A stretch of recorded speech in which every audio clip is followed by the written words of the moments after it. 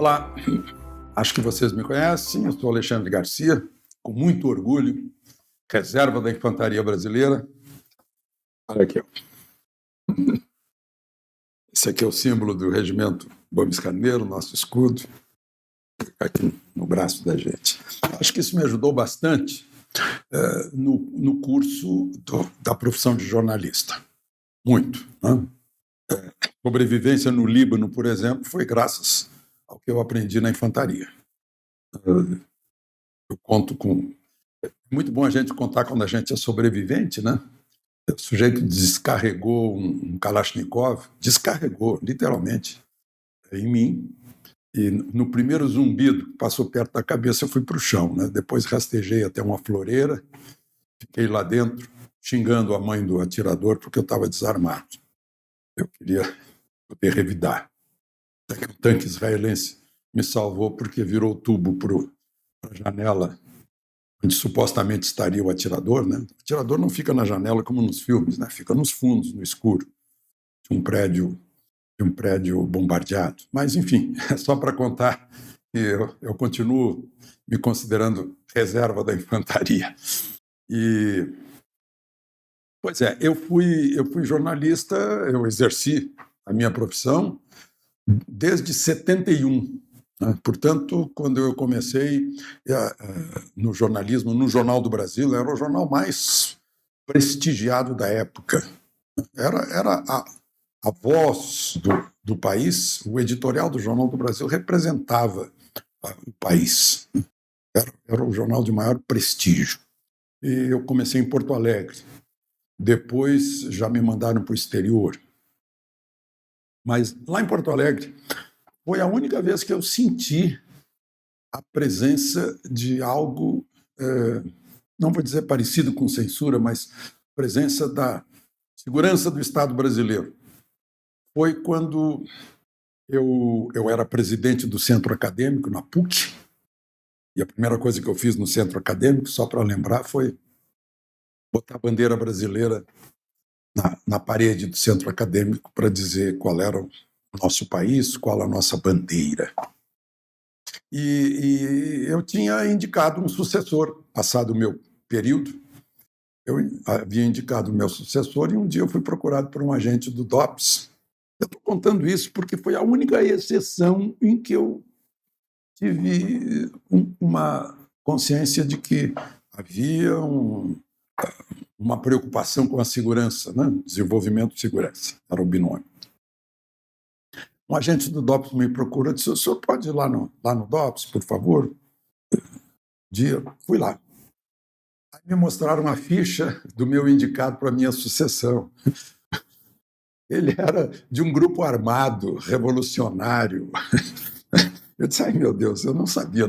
Aí fui falar com ele. Eu disse: rapaz, você é desse grupo? Ah, sou, puxa, me desculpa, eu renuncio à candidatura. Foi tudo que aconteceu, né? Mas durante todo o meu período de exercício da profissão no governo militar, eu não senti censura nenhuma. Né? Talvez porque a maior parte eu cobri economia, né? Porque eu vejo aí depoimentos, e noticiário político era fiscalizado e tal. Eu vi uma vez uma preocupação, o general Oscar Luiz da Silva, numa carga de cavalaria acho que foi em Saican, no Rio Grande do Sul, nas manobras, ele era comandante do então Terceiro Exército, ele caiu do cavalo. E havia fotografia disso. E havia aquela coisa: será que vamos publicar, não vamos publicar? Pois saiu na primeira página a queda do general Oscar Luiz, caindo do cavalo. Saiu na primeira página a fotografia, sem problema. Eu lembro de outra vez que um colega, não fui eu, foi um colega do Jornal do Brasil que estava num palanque em manobras, também em Saican, e estava lá o presidente Costa e Silva. Ele contou a história que o presidente Costa e Silva estava no palanque e veio um enxame de mosca, excesso de mosca girando em torno da cabeça dele. E ele disse para todos os repórteres ouvirem, né? E essas moscas descobriram o que eu tenho na cabeça. E todo mundo riu ali, ficaram se olhando, e ninguém publicou. Eu não fiquei sabendo se houve censura ou não, mas eu acho que foi censura pessoal de cada um, achar, não, eu não vou publicar uma coisa dessas, não, vão pensar que a gente está sugerindo o que o presidente Costa e Silva tem na cabeça. Então houve também muito de autocensura. Um outro episódio que eu poderia registrar também foi quando o Jornal do Brasil pediu credencial para cobrir uma visita do presidente Médici ao Rio Grande do Sul. E a credencial não foi concedida porque eu teria uma ficha suspeita no DOPS.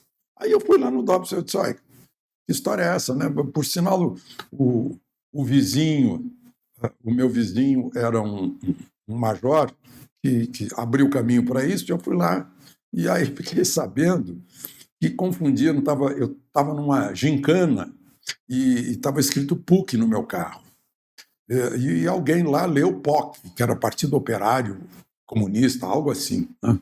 Aí eu disse, olha, era PUC. Aí o agente que estava me atendendo disse, não, PUC não é Partido Universitário Comunista. Eu disse, pô, então aí não tem mais jeito. Né? O secretário de Segurança ficou sabendo da história e me chamou. E fez o agente me pedir desculpas na frente de todo mundo ali. E ainda o chamou de ignorante na minha frente. Eu até achei que estava... Eu disse, meu Deus, esse cara não vai gostar muito de ter recebido essa reprimenda aí em público. Né? Mas ele já tinha um caso anterior em que uma propaganda do filme Bonnie and Clyde, Uma Rajada de Balas, distribuía um plástico para botar no vidro do carro que imitava uma rajada de balas. E ele foi atrás do sujeito lá porque achou que tinha uma rajada de bala no carro dele uma semana depois de um atentado contra o cônsul americano lá em Porto Alegre. O secretário me contou, era o secretário Atos Batista Teixeira. Ele era coronel ainda na época, depois foi a general. E esse foi um dos únicos episódios. Depois eu senti de perto essa ausência de censura quando fui trabalhar com o presidente Figueiredo, como subsecretário para a imprensa nacional.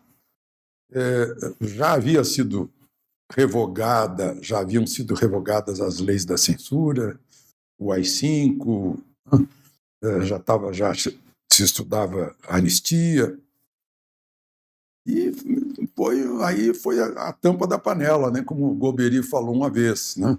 Que ele me disse, né? Olha, quando tirarem a tampa da panela, vai ser como tirar a tampa de uma panela de pressão. Vai haver uma diástole muito grande depois dessa sístole. E foi o que aconteceu. Né? Chegou ao ponto de o presidente da República virou alvo de gozação, de tudo. Né? Foi além, assim, mas nunca houve nenhuma reação do presidente da República. Como eu nunca vi, eu cobri de perto o presidente Geisel, tampouco vi reação dele. Ele era um homem muito sério, né? Muito prussiano, digamos assim. Um dia, numa entrevista no trem-bala, entre Tóquio e Kyoto, eu acho,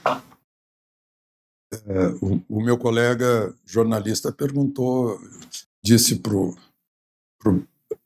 se ele não ia apressar a abertura, e ele respondeu, vai ser uma abertura, não vai ser um arrombamento. E eu lembro que o meu colega disse assim, mas, presidente, nós estamos vivendo uma ditadura, porque atrás do presidente estava o Humberto, que era o assessor de imprensa, fazendo sinal para a gente, olha, acaba, que o tempo já passou. Ele queria se referir à censura do Humberto. eu lembro que o presidente Geisel ficou vermelho com a história. Como? Não, aí ele explicou, aí do seu assessor aí que está fazendo sinal para a gente para acabar a entrevista. Então, agora, o que eu vi nesse período, principalmente, que eu quero deixar marcado, porque a gente está vivendo períodos difíceis hoje, é que eu cobri o milagre brasileiro, em que o Brasil cresceu durante 3, 4 anos uma média anual de 11,2%, crescimento chinês. Houve um ano em que crescemos 14%, nosso PIB. Aí eu digo, olha, não foi o Médici, não foi o Delfim, foi o povo brasileiro entusiasmado e otimista. E devo dizer, claro, que o governo aproveitou o otimismo que veio do tricampeonato no México, a nossa melhor seleção, que eu acompanhei, a nossa melhor seleção. E aí vieram 90 milhões em ação para Frente Brasil, salva a seleção, orgulho de ser brasileiro. Houve campanhas que motivaram o povo. E essa motivação motivou todo mundo. Estava se correndo atrás de trabalhador. Havia mais vagas que oferta de mão de obra. Os automóveis eram vendidos com ágio, porque a fila era grande, todo mundo queria comprar carro. As pessoas otimistas e entusiasmadas abrem empresas, abrem portas, produzem, vendem, dão emprego. É o entusiasmo e o otimismo que nos motiva. Por isso eu quero aproveitar para fazer um alerta ao pessimismo que estão tentando plantar nos nossos corações e cérebros. Um pessimismo que, obviamente, é cúmplice do coronavírus. É o oposto do entusiasmo e do otimismo que move as nações. Por que o Japão, 2 bombas atômicas, e a Alemanha totalmente destruída, Dresden foi zerada, né? Berlim toda destruída, se ergueram, viraram grandes potências econômicas mundiais? Entusiasmo, otimismo, obediência à lei, está lá na bandeira, ordem e progresso. Progresso é consequência da ordem. Se houver desordem, se houver desarmonia entre os poderes, as coisas ficam complicadas. O artigo 2º da Constituição fala em independência e harmonia. Os poderes são independentes e harmônicos. A harmonia é consequência da independência, do respeito de um poder em relação ao outro. Então, esse depoimento meu sobre a mídia e o período militar que me foi proposto, eu não posso deixar de mencionar os dias de hoje. Né? Eu vejo, por exemplo, vai surpreender muita gente, que, enquanto eu cobri Palácio do Planalto, em tempos de Geisel e Figueiredo, certamente nós tínhamos mais liberdade que existiu depois. As pessoas passaram a ter medo da presença dos jornalistas. Nós tínhamos acesso ao gabinete do chefe do SNI, ao gabinete do chefe do gabinete militar, do gabinete civil, né? E até o presidente da República. A gente fazia plantão na porta do elevador para entrevistar as pessoas que iam falar com o presidente.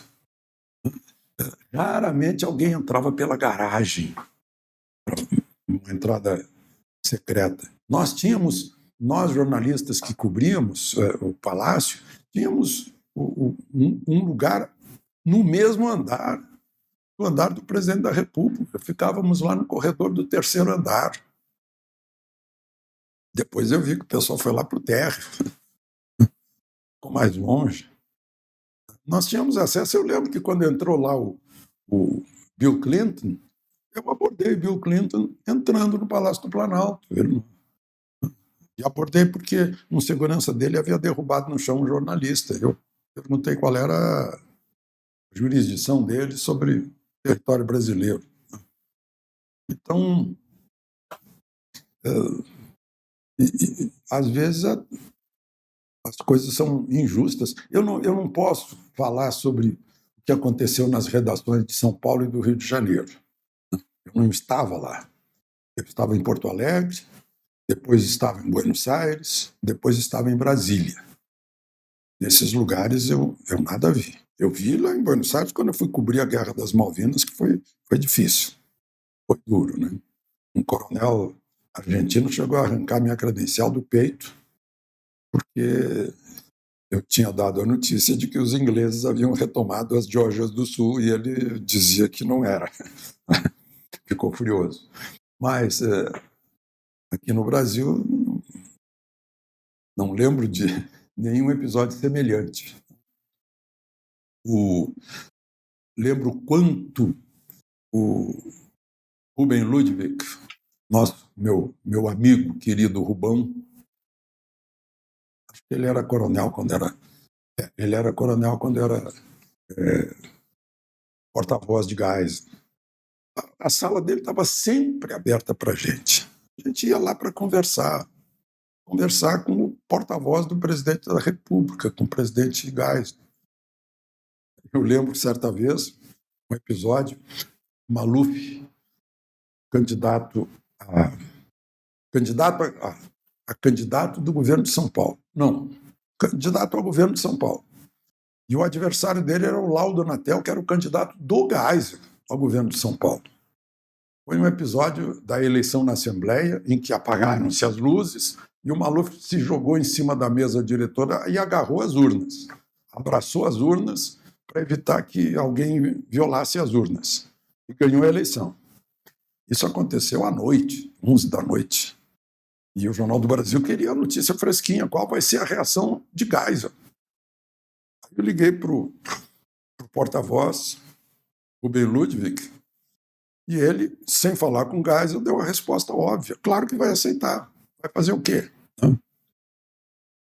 E foi a manchete. Geisel reconhece a vitória de Maluf e a derrota do seu candidato. No dia seguinte, meu amigo Rubão me falou, ele disse, olha, levei um pito do presidente.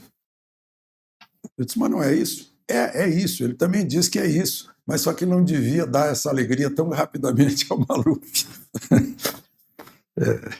Então, todo mundo humano, não tinha ninguém aí que estivesse acima do poder dos homens, não? Esse é o depoimento que eu estou dando aqui de memória nesse momento e quero lembrar que nós jornalistas deveríamos pensar a quem nós servimos. Nós servimos ao povo brasileiro, que é o Brasil. O Brasil não é um mapa, não é uma constituição. O Brasil somos nós. E é esse que a gente tem que servir. A gente não pode enganar o povo, a gente não pode deformar o fato de acordo com o nosso interesse. Nós não somos donos do fato. Nós somos os intermediários entre os fatos e aqueles que acreditam em nós. Porque nossas palavras saem impressas num papel, ou saem numa tela de televisão, saem no alto-falante de um rádio, né? Só por isso. Então a gente tem que ser veraz. Tem que ser simples e claro para todo mundo entender, mas tem que ser veraz. A gente não pode deformar fato de acordo com o nosso interesse. A gente tem que ter esse respeito pelas pessoas e respeito aos fatos, porque eles continuarão lá a nos desmentir se a gente os alterar. Então, nesse período em que, de 71 até o tempo todo em que eu trabalhei no front, lá atrás nós tínhamos deslizes também, que não somos perfeitos, mas parece que a gente tinha um sentido maior. Qual é o interesse do país? E eu vou contar para vocês uma confidência. Eu fiz uma entrevista, a entrevista final do presidente Figueiredo, pela TV Manchete. Ele está estava saindo magoado, mas aliviado que estava se livrando do poder. E terminou a entrevista dizendo, aquela entrevista, quero que me esqueçam. Eu não sei se vocês viram que eu insisto ainda. Eu achei uma declaração chocante. Eu disse, mas, presidente, o senhor comandou a parte final da devolução do poder aos civis. O senhor acha que vão esquecer? Não, deixa que fique com o Tancredo. Me esqueçam, me esqueçam. E insistiu. Eu disse, bom, ele é maior de idade e tal. Só que lá atrás, na entrevista, vocês não viram isso na entrevista, até me dói contar isso, me dói por ele. Eu perguntei a ele, eu disse, olha, o novo ministro da Fazenda, o futuro ministro da Fazenda, que era o Francisco Dornelles, vai estar indo a Washington, já antecipadamente, para tentar negociar a dívida brasileira com o FMI. O que o senhor acha? E ele respondeu, quem é que vai confiar num país como o Brasil? Eu tirei isso. Eu tirei. Inclusive, o porta-voz do presidente ouviu isso, não disse nada. Mas eu tirei. Eu disse, olha, isso vai prejudicar o país. Ele é maior de idade, ele sabe o que disse, está desabafando, mas vai prejudicar o país. Não é o próximo governo não, que vai prejudicar, é o país. E eu tirei. Então, eu estou contando isso porque eu acho que a gente tem que pensar em algo maior. São os interesses do país. É aquela coisa, a quem eu devo lealdade? Eu devo lealdade ao meu país, em primeiro lugar.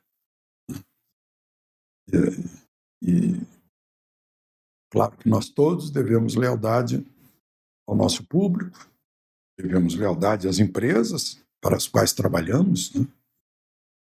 Eu costumava dizer, né, eu entro numa empresa e eu visto a camisa. Eu fui acostumado a isso. Né? Isso aqui é uma camisa que eu visto por toda a vida, porque o verde-oliva fica embaixo da pele da gente. Não tem como, porque é uma escola muito forte de princípios, de valores, de nacionalidade. Lá na minha casa, na parte mais alta do mastro, na parte mais alta da casa, a bandeira nacional, 24 horas à noite. Quando o sol se põe, acende uma luz. De manhã, todos os dias, eu dou bom dia ao pavilhão verde e amarelo, azul e branco. E eu estou falando nisso também, está se aproximando aí, estou gravando na véspera do 19 de abril, Dia do Exército Brasileiro. Muito me orgulho de ter pacificador aqui no peito. E sim, é uma escola de vida ao povo fardado. E estamos a serviço da liberdade, da democracia, das instituições e da defesa da pátria. Essas são as coisas mais óbvias que a gente diz, mas não dá para esquecer isso nunca. Então, obrigado a vocês pela atenção, pela paciência que tiveram comigo aí nesse depoimento e continuamos juntos.